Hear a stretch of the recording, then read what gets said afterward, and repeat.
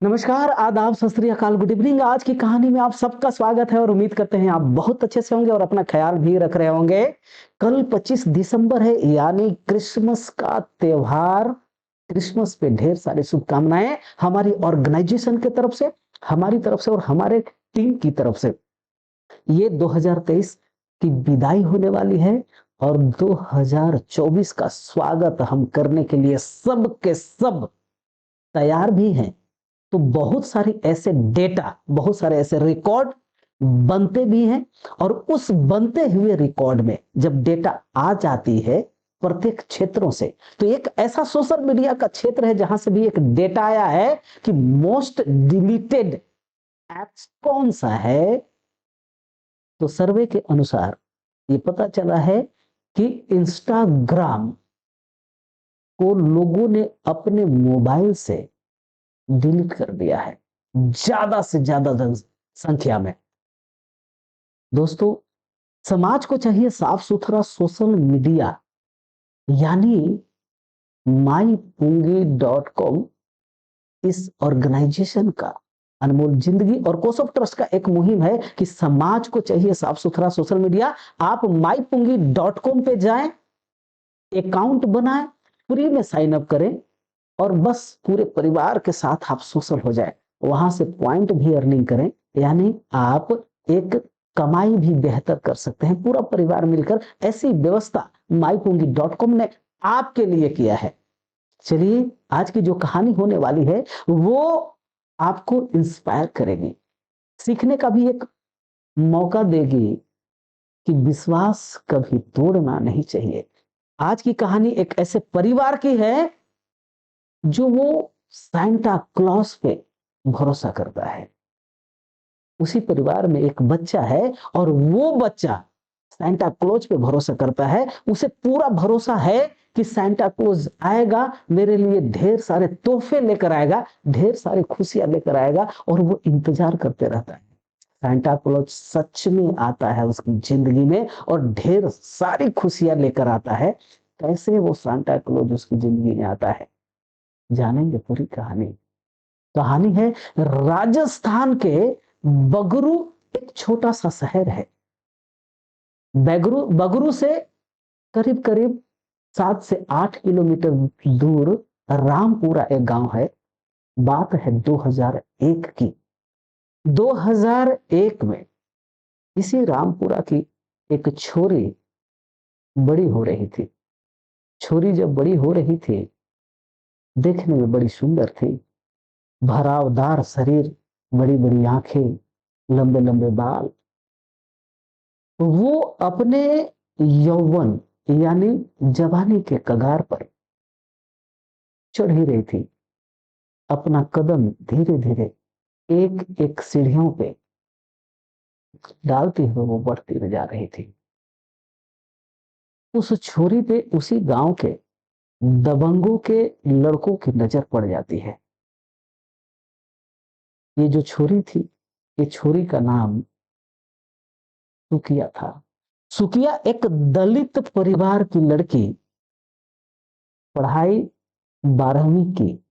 12वीं करने के बाद उसके माँ बाप इतने गरीब हैं कि आगे की पढ़ाई रुकवा दी गई। 12वीं तक पढ़ते पढ़ते जो वहां के अगड़े लोग थे, जो दबंग लोग थे, उनके सीने पे ऐसा लग रहा था जैसे पत्थर और सांप दोनों लौट रहा हो। एक दलित परिवार की, एक दलित की बेटी आखिर इतनी शिक्षा ग्रहण कैसे कर पा रही है। अरे, लड़कों की तो बात ही थी अलग, लेकिन वहां के जो बड़े बुजुर्ग थे, जो अगड़े थे, उनके भी कलेजे पे सांप लौट रहा था। उसी गांव के दबंग 4 ऐसे लड़के थे जिनकी नजर इस सुखिया पे पड़ जाती है। पीछा करते रहते हैं हर कदम, हर जगह पे। सुखिया खेतों में काम करने गई थी। जब काम करके शाम के समय लौट रही थी, तो ये 4 दबंग लड़के उसके हाथों को पकड़कर खेत की तरफ घसीटना शुरू कर देते हैं।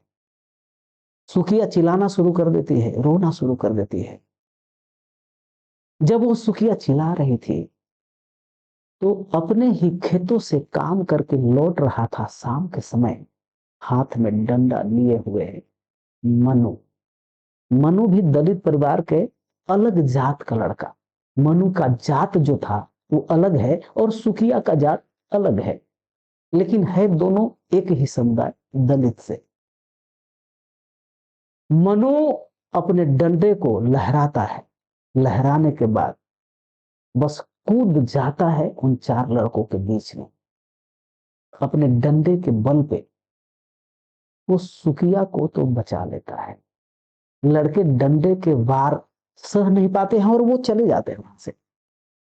घर अपने जाकर के अपने अपने जो सरपंच है, मुखिया है वहां का, उनको वो बताते हैं, अपने गार्जियन को बताते हैं कि हमको मनु ने डंडे से मारा, एक दलित ने डंडे से मारा। अब ये बात पंचायत में फैल जाती है कि एक दलित की हिम्मत कैसे हो गई कि हमारे बच्चों को वो डंडे से मार सके। लेकिन वो वहां पे कोई ये नहीं जान रहा कि आखिर मनु ने डंडे से प्रहार क्यों किया उन चार लड़कों पर, ये तो नहीं बताया। सिर्फ इतना बताया जाता है कि मनु ने डंडे से मारा, यानी एक दलित होकर दबंग यानी अगड़ को वो डंडे से कैसे मार सकता है। पंचायत बैठती है, पंचायत में ये फैसला लिया जाता है कि मन्नू को 25 डंडे मारे जाए। मन्नू को 25 डंडे मारा जाता है, लेकिन उस पंचायत में कोई सुनने वाला नहीं था कि आखिर मन्नू ने डंडे से मारा क्यों था। क्योंकि वो चार लड़के सुखिया के हाथ को पकड़कर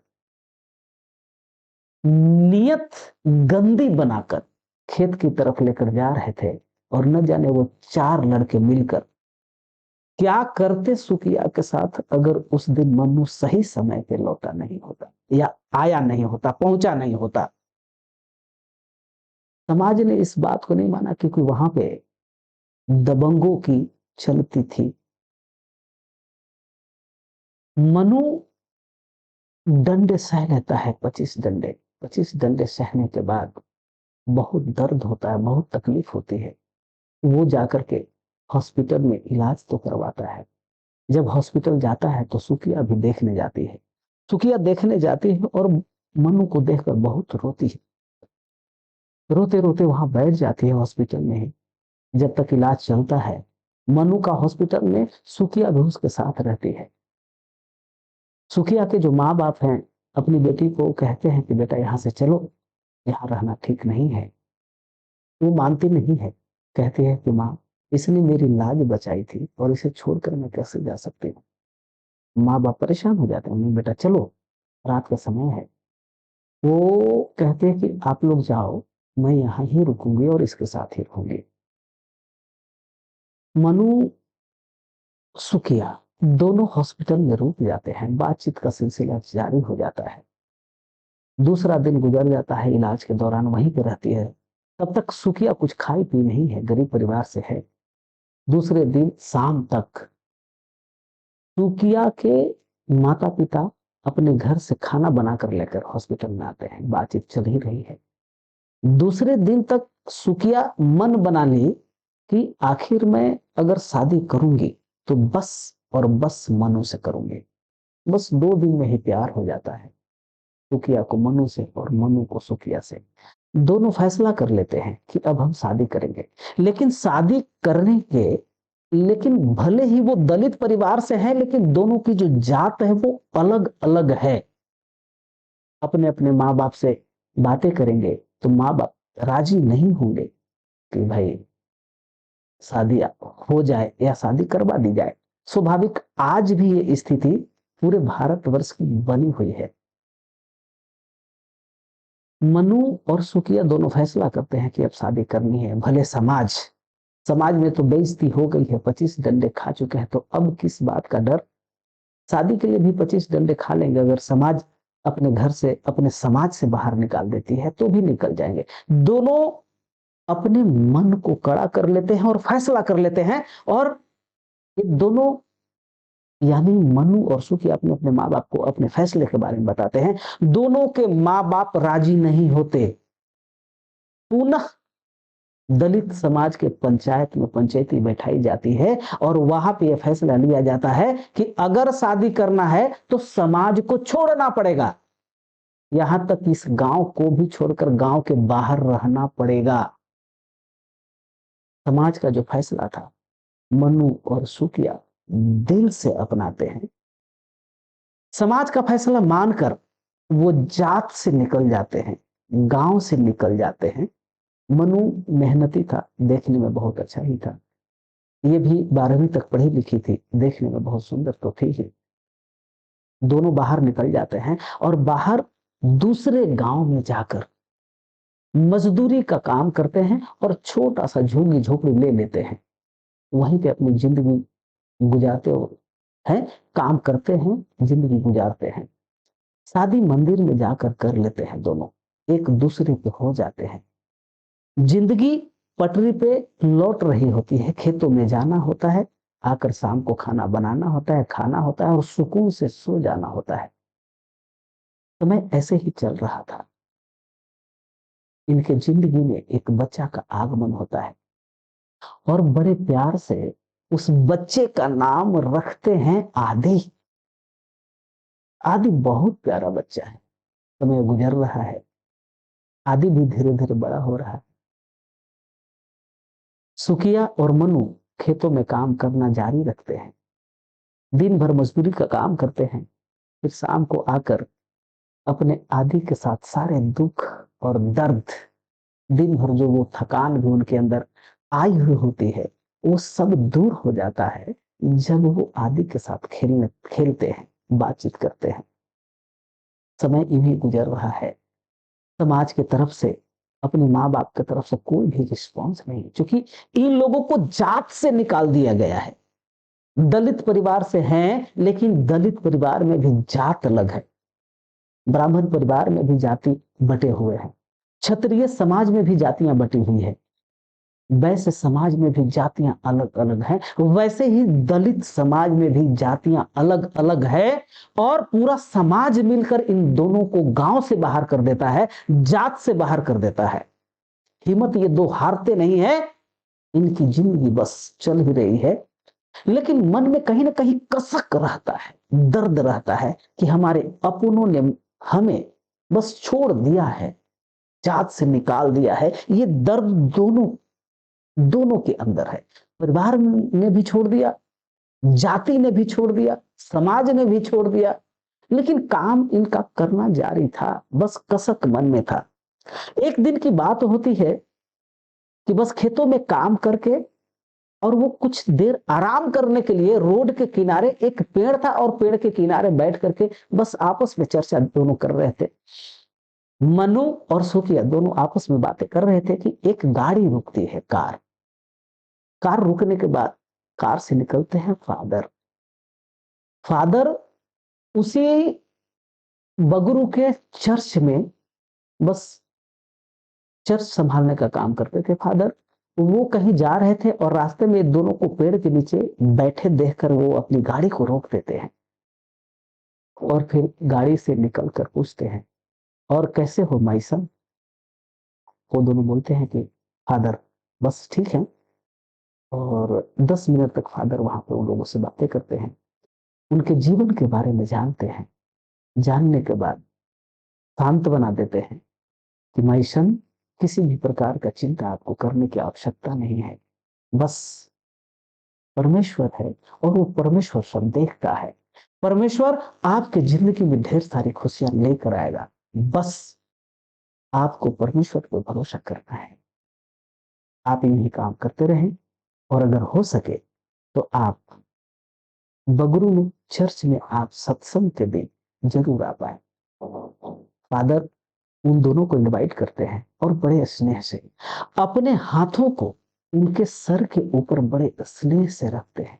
जैसे ही फादर उनके माथे के ऊपर अपना हाथ रखते हैं, दोनों के आंखों से आंसू बाहर निकल जाता है। ऐसा उन लोगों को लगता है कि बहुत सालों बाद मेरे माता और पिता ने हम दोनों के सर के ऊपर अपना हाथ रख दिया।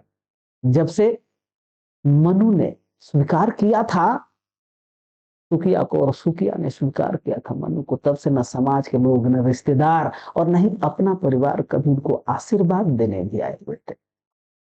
ये परिवार जानने का भी प्रयास नहीं किया था कि आखिर किस स्थिति में कैसे ये लोग जिंदा भी हैं या नहीं है, खा रहे हैं या नहीं है, जिंदा भी है या नहीं है, मर गए, ये भी जानने वाला कोई नहीं था। यहाँ वही फादर इन दोनों के माथे पे हाथ रखते हैं स्नेह भाव से, दोनों की आंखों से आंसू निकल जाते हैं। ये दोनों कहते हैं कि फादर हम दोनों जरूर आएंगे, बस फ्राइडे का दिन आने वाला था, 2 दिन बाद ही। फटाफट दोनों तैयार होते हैं, अपने बच्चे को लेते हैं और सीधे चर्च पहुंच जाते हैं, सत्संग में बैठते हैं। वह उस सत्संग में जाने के बाद चर्च में जितने भी लोग आए थे सब लोग एक दूसरे का हाल चाल पूछते हैं, हाथ मिलाया करते हैं, एक दूसरे को भरोसा देते हैं। बहुत सारे लोगों ने इन दोनों से भी हाल चाल पूछा, हाथ मिलाया, सर के ऊपर हाथ रखा, गले लगे और अपने दिल की बातों को कहने के लिए, अपने दुखों को बयां करने के लिए वहां पे इनको मौका मिलता है। ये दोनों अपने अंदर के भड़ास को वहां निकालते हैं, अपने अंदर की जितने दर्द हैं वो बस वहां के फादर कहते हैं कि परमात्मा के सामने रख दो। ये सब जानता है, सब सुनता है, सब समझता है। ये दोनों अपने दुखों को रखते हैं और बस दुख को रखते वक्त इनके आंखों से सिर्फ आंसू निकल रहे थे। दोनों अब प्रत्येक शुक्रवार को जाना शुरू करते हैं, वहां के जो नियम और कानून है उनके हिसाब से ये क्रिश्चियन धर्म को अपना लेते हैं, तीनों, माता पिता और पुत्र। क्रिश्चियन धर्म को अपनाने के बाद इन तीनों के जिंदगी में ऐसा लगता है कि बस बाहर आ गई है।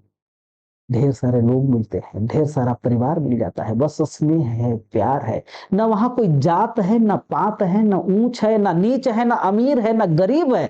सब एक बराबर में बैठते हैं लोग, एक दूसरे का हाल चाल पूछते हैं, एक दूसरे से हाथ मिलाते हैं। बड़ा अच्छा लग रहा है।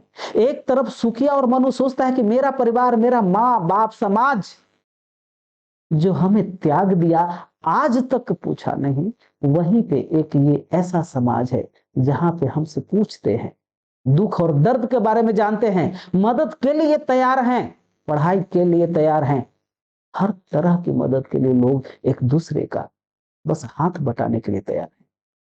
यहाँ कोई नहीं पूछता तुम कौन से जात से हो, यहाँ कोई नहीं पूछता तुम कितने अमीर हो।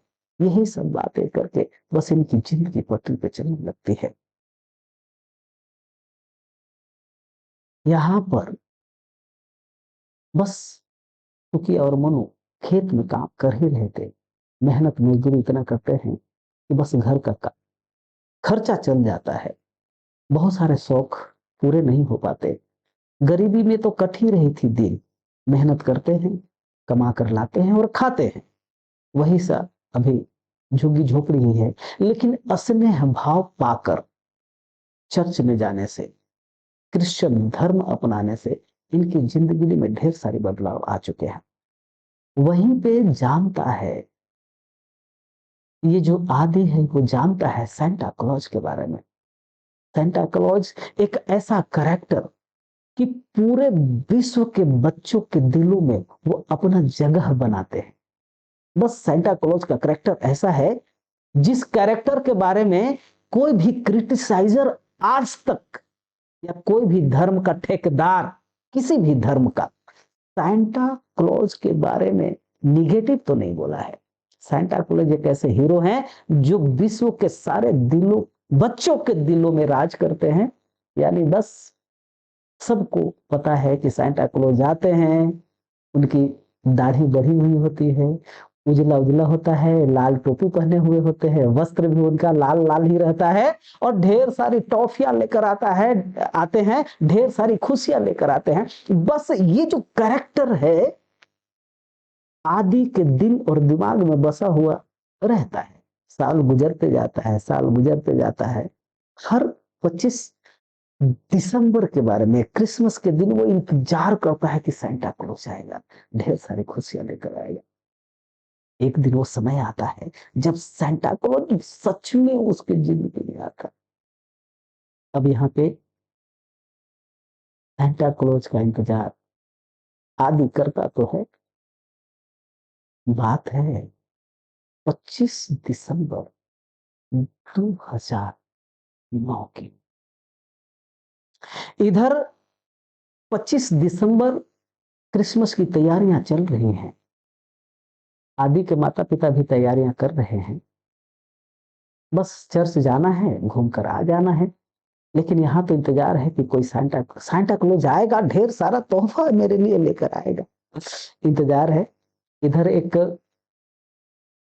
ऐसी बात होती है कि लुधियाना से बाई रोड साहब, यानी ग्रामीण विकास फाउंडेशन के अध्यक्ष अपने गाड़ी से बाई रोड निकलते हैं जयपुर के लिए, अजमेर होते हुए जयपुर। और ये जो जगह है रामपुरा, वो अजमेर और जयपुर के बीच में ही है।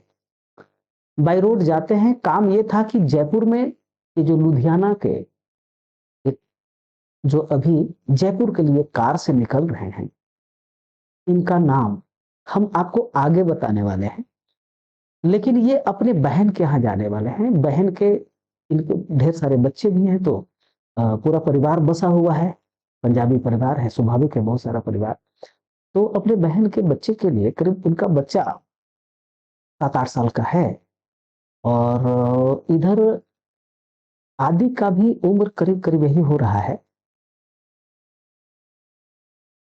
अब उस बहन के बच्चे के लिए कपड़े खरीदते हैं, टेडी बियर खरीदते हैं, मिठाइयां लेते हैं, ढेर सारे उपहार ये साहब अपने कार में रखते हैं। घी, लड्डू अपने घर से, कुछ अचार वगैरह, यानी अपने घर से दीदी के घर जा रहे हैं तो ढेर सारे तोहफे अपने गाड़ी के पीछे डिक्की में डाल लिए हैं और जाने वाले हैं, निकल चुके हैं।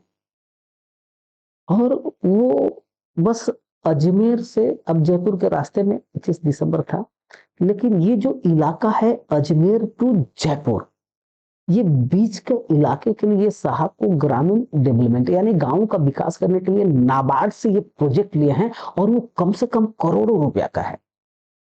ये साहब ऑल ओवर इंडिया का काम लेते हैं डेवलपमेंट के लिए, लेकिन वो जो इलाका है वहां पे अभी तक कोई ऑफिसर इनको परफेक्ट नहीं मिला है कि जिसे जिम्मेवारियां दी जा सके और वो काम बढ़ाया जा सके।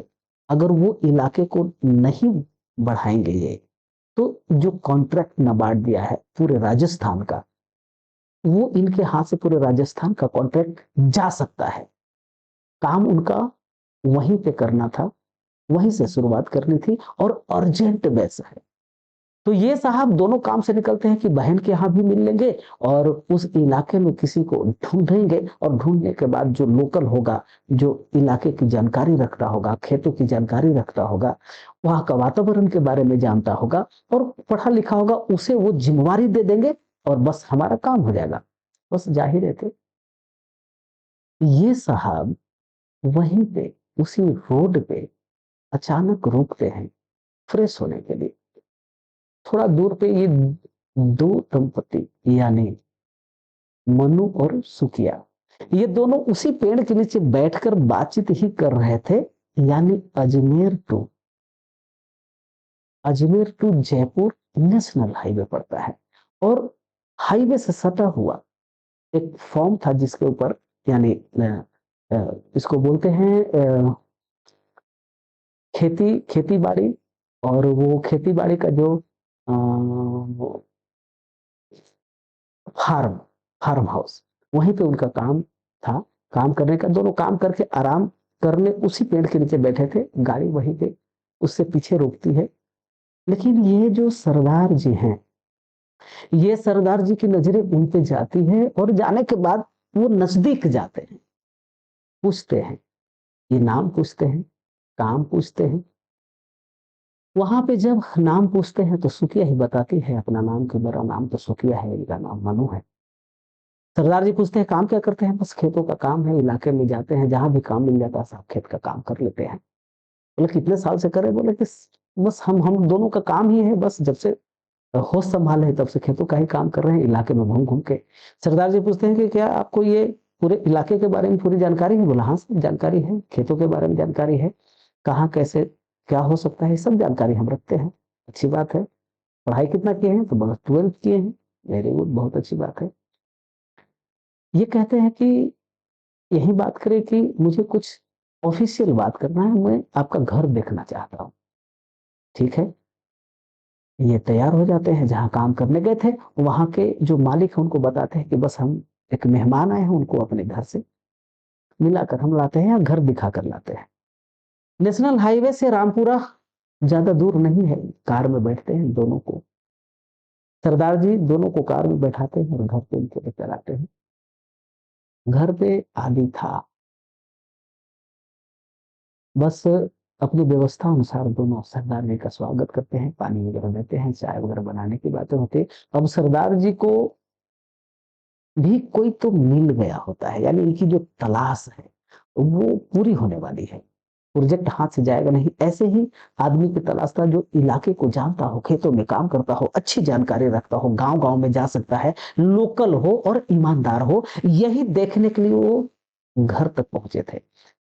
सरदार जी अपने ही हिसाब से देखते हैं घर तो बहुत ज्यादा अच्छा नहीं है, यानी ईमानदार लोगों का ही घर है। ईमानदारी से काम करते हैं, मेहनत करते हैं और दोनों अपना जीवन बसर करते हैं।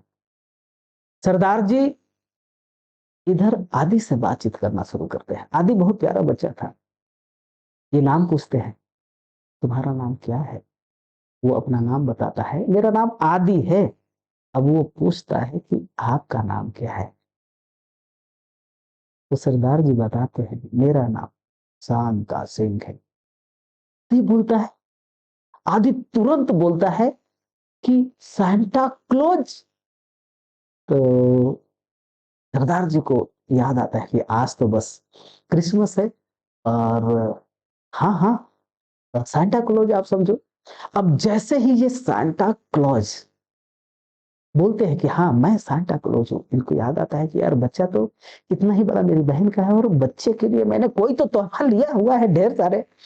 वो बस इजाजत लेते हैं सुखिया से और मनु से कहते हैं, अगर आपकी इजाजत हो तो मैं इस बच्चे को ढेर सारा तोहफा देना चाहता हूँ, आप स्वीकार करेंगे? दोनों हाथ जोड़कर सरदार जी कहते हैं कि आप ले लीजिए, गलत ना समझिए, मैं एक ऑर्गेनाइजेशन का मालिक हूँ और मुझे ऑफिसर चाहिए यहाँ पे।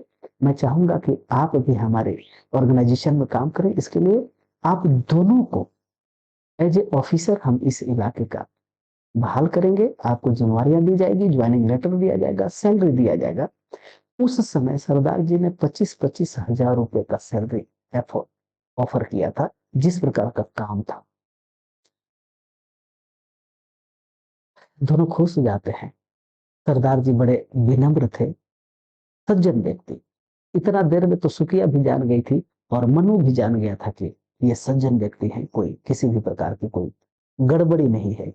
ये स्वीकार करते हैं, ठीक है हम आपके यहाँ काम भी करेंगे, आप तोहफा दे सकते हैं। बस क्या था, सरदार जी अपना डिक्की को ओपन करते हैं, जैसे सांता क्लॉज आते हैं अपने बस रथ के ऊपर, और उसी रथ के अंदर ढेर सारे तोहफे, ढेर सारे तोहफे बच्चों के लिए रहता है और वो देते रहते हैं, बांटते रहते हैं, खुशियां बांटते रहते हैं। बस सरदार जी अपने कार का डिक्की को खोलते हैं और उसमें से कपड़े निकालते हैं, चॉकलेट निकालते हैं, अचार निकालते हैं, मिठाइयां निकालते हैं, जो भी लेकर अपने बहन को देने के लिए लेकर आए थे। वो इतने खुश हो जाते हैं कि सब के सब वहां पे दे देते हैं। आदि को बोलते हैं, बेटा ये सब आपके लिए है।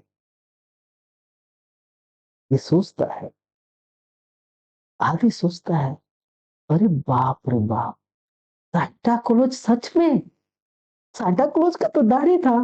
ये पूछता है, अगर सांता क्लॉज का तो दाढ़ी था, उसका तो दाढ़ी उजला होता है ना, आपका दाढ़ी काला काला क्यों है और लंबा लंबा? जैसे सांता क्लॉज का है वैसे ही आपकी दाढ़ी है, लेकिन उसका तो उजला होता है और आपका काला है। सरदार जी कहते हैं, बेटा वो जो सांता क्लॉज है वो उम्र जब हो जाता है तब, यानी हम आपसे मिलने आए हैं, मैं ही सांता क्लॉज हूं, अभी मैं जवान बनकर आया हूं और आपके सामने आया हूं, तो मेरी दाढ़ी ब्लैक है। मैं ही जब बूढ़ा हो जाऊंगा तो यही व्हाइट हो जाएगा, तो लगेगा ना सांता क्लॉज के जैसा।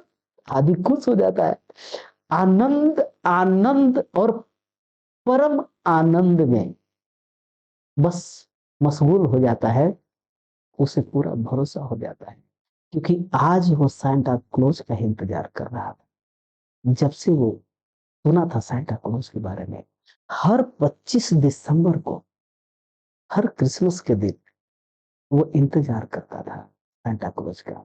वाकई में सरदार जी, शांता सिंह सांता क्लॉज बनकर आए, आदि के माँ बाप को नौकरी दे दिए। ये दोनों ईमानदार तो थे ही, काम करते चले गए। शांता सिंह का प्रोजेक्ट सक्सेस होता चला गया, इनका घर की स्थिति बदलती चली गई। आदि भी पढ़ते चला गया, आदि पढ़कर आज के समय वो बेस्ट इंजीनियर है और रेपुटेड कंपनी में आज वो इंजीनियरिंग के माध्यम से जॉब कर रहा है। अच्छा खुशहाल जिंदगी वो समझ चुका है कि सांता क्लॉज हमारे जीवन को आया और बदल कर चला गया। ये कहानी उसी आदि ने अपनी जुबानी सुनाई, जिसे मैंने आप तक पहुंचाया है। आज की कहानी से ये सीखने को भी मिलती है कि बस भरोसा और विश्वास बरकरार रखनी चाहिए। आज की कहानी में बस इतना ही।